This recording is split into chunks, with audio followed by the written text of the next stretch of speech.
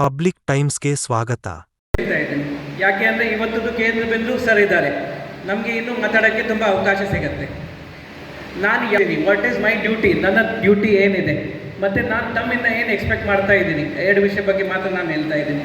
ನಂದು ಸ್ವಂತ ಊರು ರಾಜಸ್ಥಾನ್, ಉದಯಪುರ್. ನಾನು 2020 ಕರ್ನಾಟಕಕ್ಕೆ ಬಂದೆ. ಇಲ್ಲಿ ತನಕ 3 ಜಿಲ್ಲೆಯಲ್ಲಿ ಬೇರೆ ಬೇರೆ ಹುದ್ದೆಯಲ್ಲಿ ಕೆಲಸ ಮಾಡಿದ್ದೆ, ಬೀದರ್, ತುಮಕೂರು ಮತ್ತು ಮಂಗಳೂರು. ಮಂಗಳೂರಲ್ಲಿ ಕಳೆದ 2 ವರ್ಷ ಅಲ್ಲಿ ಕೆಲಸ ಮಾಡಿ ಇಲ್ಲಿಗೆ ಬಂದೆ. ಯಾವುದು ಜಿಲ್ಲೆ ನನ್ನ ಸ್ವಂತ ಜಿಲ್ಲೆ ಇರಲಿಲ್ಲ, ಯಾವುದು ಊರು ನನ್ನ ಸ್ವಂತ ಊರು ಇರಲಿಲ್ಲ. ಇವತ್ತು ಬಂದಾಗ ಕೂಡ DC ಸರ್ ನನಗೆ ಕೇಳಿದ್ರು, ನಿಮ್ಮದು ಯಾವ ಸ್ವಂತ ಊರು ಇದೆ? ನಾನು ಹೇಳಿದೆ ಸರ್ ರಾಜಸ್ಥಾನ್.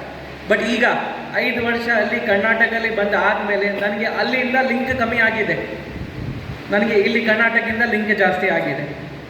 ನನ್ನ ಮಗ ಇಲ್ಲಿ ಹುಟ್ಟಿದ್ದಾರೆ, ಅವರಿಗೆ ಕೇಳಿದೆ ನಿಮ್ಮದು ಯಾವ ಊರು, ನಿಮ್ಮ ಫ್ಯಾಮಿಲಿಯಲ್ಲಿದೆ, ನಿಮಗೆ ಏನು ಭಾಷೆ ಬರುತ್ತೆ, ಅವರೆಲ್ಲ ಇಲ್ಲಿದ್ದು ಹೇಳ್ತಾ ಇದ್ದಾರೆ. ಅವರಿಗೆ ರಾಜಸ್ಥಾನ ಹೇಗೆ ಇದೆ ಅವರಿಗೆ ಏನು ಐಡಿಯಾನೇ ಇಲ್ಲ.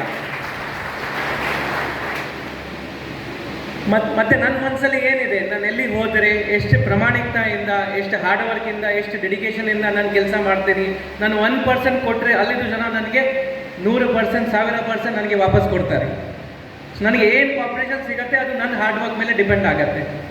ನಾನು ಅಲ್ಲಿ ಹೋಗಿ ಎಷ್ಟು ಬೇಗ ನಾನು ಭಾಷೆ ಕಲಿತೀನಿ, ಅಷ್ಟು ಬೇಗ ಹೋಗಿ ಅಲ್ಲಿದ್ದು ಕಲ್ಚರ್ ಕಲಿತೀನಿ, ಅಲ್ಲಿದ್ದು ಜನರು ಹೇಗೆ ಇದ್ದಾರೆ, ಅವ್ರದ್ದು ಸಮಸ್ಯೆ ಹೇಗೆ ಇದೆ. ಟೈಮ್ ಆಗುತ್ತೆ. ನಾನು ಒಂದಿನ ಅಲ್ಲಿ ಎಲ್ಲ ಕಲಿತೀನಿ, ಒಂದೆಲ್ಲ 100% ಆಗ್ತೀನಿ, ಅದು ಏನಿಲ್ಲ. ನನಗೆ ಇನ್ನೂ ಟೈಮ್ ಬೇಕಾಗತ್ತೆ. ನನ್ನ ಟೀಮದು, ನನ್ನ ಆಫೀಸರ್ದು, ನಾನಿಬ್ಬರು ಎಡಿಷನಲ್ SP ಸರ್ದು, ಅವರು ಇಷ್ಟು ಕೆಲಸ ಮಾಡಿದವ್ರದ್ದು ಅವರೆಲ್ಲ ಗೈಡೆನ್ಸ್ ನನಗೆ ಬೇಕಾಗತ್ತೆ. ಬಟ್ ನನ್ನ ಕಡೆಯಿಂದ ಏನು ಇರಬೇಕು, ಫಸ್ಟ್ ಡೇಯಿಂದ ಆ ಆನೆಸ್ಟಿ, ಆ ಎಫರ್ಟ್ ಇರಬೇಕು. ಮತ್ತು ರಿಸಲ್ಟ್ ಟೈಮಿಂದ 100% ಸಿಗುತ್ತೆ ಆ ಎಫರ್ಟ್ ಇದ್ದರೆ. ಅದೇ ರೀತಿ ನನ್ನ ಇದು ಪ್ರಾಮಿಸ್ ಮಾಡ್ತಾ ಇದ್ದೀನಿ ನನ್ನ ಸೆಲ್ಫಿಗೆ, ನನ್ನ ಖುದ್ದಾಗಿ ನನಗೆ ಪ್ರಾಮಿಸ್ ಮಾಡ್ತಾ ಇದ್ದೀನಿ. ಇದು ನನ್ನ ಫಸ್ಟ್ ಜಿಲ್ಲೆ.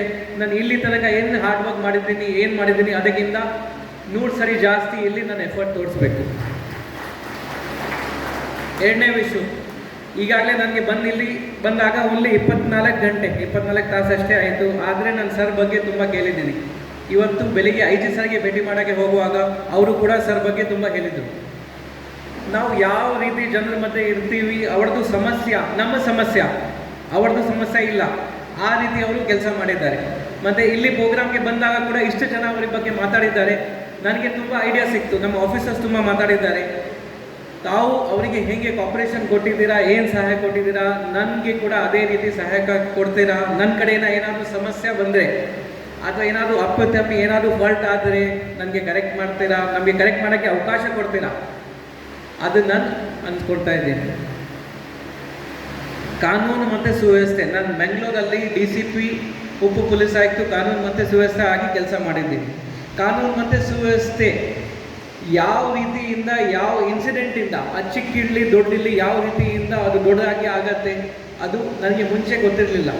ನಾವು ಯಾವ ಈವೆಂಟ್ ದೊಡ್ಡದಾಗಿ ಅನ್ಕೊತಾ ಇದ್ದೀವಿ, ಇದು ಮರ್ಡರ್ ಆಗಿದೆ, ಇದು ದೊಡ್ಡದಾಗಿ ಆಗತ್ತೆ, ತುಂಬ ಜನ ಸೇರ್ತಾ ಇದ್ದಾರೆ, ಆ ರೀತಿ ಯಾವಾಗೂ ಆಗಿಲ್ಲ. ಯಾವ ರೀತಿ ತುಂಬ ಸಣ್ಣದಾಗಿ ಅನ್ಕೊತಾ ಇದ್ದೀನಿ, ಇದನ್ನು ಏನಾಗಲ್ಲ, ಅದು ತುಂಬ ದೊಡ್ಡದಾಗಿ ಆಗತ್ತೆ.